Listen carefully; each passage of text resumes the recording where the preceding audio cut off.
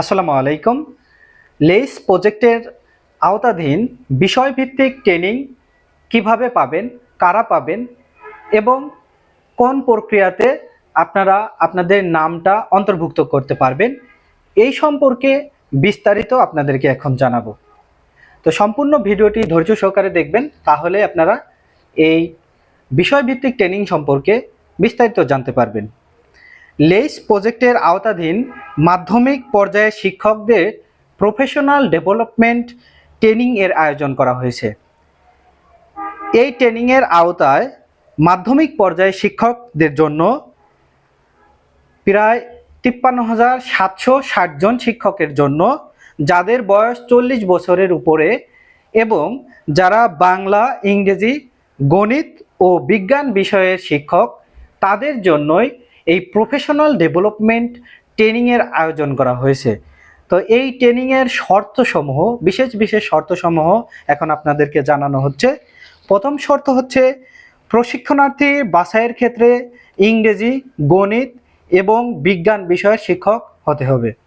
2 নম্বর হচ্ছে প্রশিক্ষণের মনোনীত শিক্ষকের বয়স 40 বছরের উপরে হতে হবে।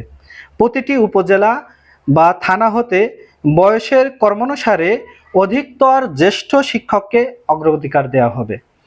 3 নম্বর হচ্ছে প্রশিক্ষণার্থী মনোনয়নের ক্ষেত্রে বিদ্যালয় ও মাদ্রাসার অনুপাত হবে 2:1, অর্থাৎ মাধ্যমিক বিদ্যালয়ে 2 জন এবং মাদ্রাসার 1 জন হবে। 4 নম্বর পয়েন্ট হচ্ছে কোনো বিদ্যালয় বা মাদ্রাসা হতে একই ব্যাচে 1 জনের বেশি শিক্ষক নির্বাচন করা যাবে না। 5 নম্বর গুরুত্বপূর্ণ পয়েন্ট হচ্ছে প্রশিক্ষণার্থীর মধ্যে পুরুষ শিক্ষক এবং নারী শিক্ষকের অনুপাত হবে 7:3, অর্থাৎ 10 জনের মধ্যে 7 জন পুরুষ এবং 3 জন মহিলা। 6 নম্বর যে পয়েন্ট, সেটি হচ্ছে ইতোপূর্বে যারা লেইস ট্রেনিংয়ে বেসিক কোর্স সম্পন্ন করেছেন, তারা এই প্রফেশনাল ডেভেলপমেন্ট ট্রেনিংয়ের অংশগ্রহণ করতে পারবেন না।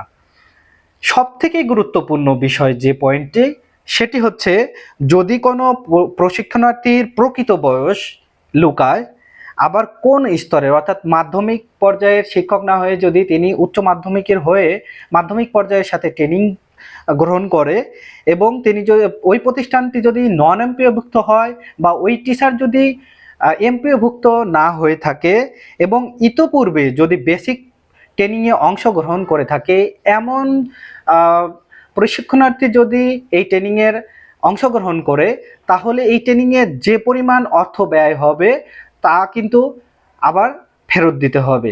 এটি হচ্ছে সবথেকে গুরুত্বপূর্ণ পয়েন্ট, কিন্তু এটা আপনাদের মনে রাখতে হবে। তো এই ট্রেনিংয়ে আপনারা কিভাবে অংশগ্রহণ করবেন? এই ট্রেনিংয়ের জন্য জেলা পর্যায়ে শিক্ষা অফিসার আপনাদের তথ্য সংগ্রহ করবে আপনাদের প্রতিষ্ঠান থেকে, আপনাদের প্রতিষ্ঠান প্রধানের মাধ্যমে আপনাদের তথ্যগুলো সংগ্রহ করবে। আপনারা আপনাদের প্রতিষ্ঠান প্রধানের সাথে যোগাযোগ করবেন। আপনারা যদি ইংরেজি, গণিত এবং বিজ্ঞান বিষয়ের শিক্ষক হয়ে থাকেন, তাহলে আপনাদের প্রতিষ্ঠান প্রধানের সাথে কথা বলে রাখবেন, যাতে আপনাদের এই বিষয়ভিত্তিক ট্রেনিংয়ে আপনাদের নাম দেয়। তো বিষয়ভিত্তিক ট্রেনিং সম্পর্কে আরও বিস্তারিত আপনাদেরকে জানানো হবে। আপনার বয়স যদি 40 বছরের উপর হয়ে থাকে এবং আপনি যদি বাংলা, ইংরেজি, গণিত, ইংরেজি এবং বিজ্ঞান বিষয়ের শিক্ষক হয়ে থাকেন, তাহলে আপনার নামটি কমেন্ট বক্সে অবশ্যই লিখবেন। তো আজকে এ পর্যন্ত। পরবর্তী ভিডিওর জন্য আপনাদেরকে অভিনন্দন জানানো হচ্ছে। ধন্যবাদ সবাইকে।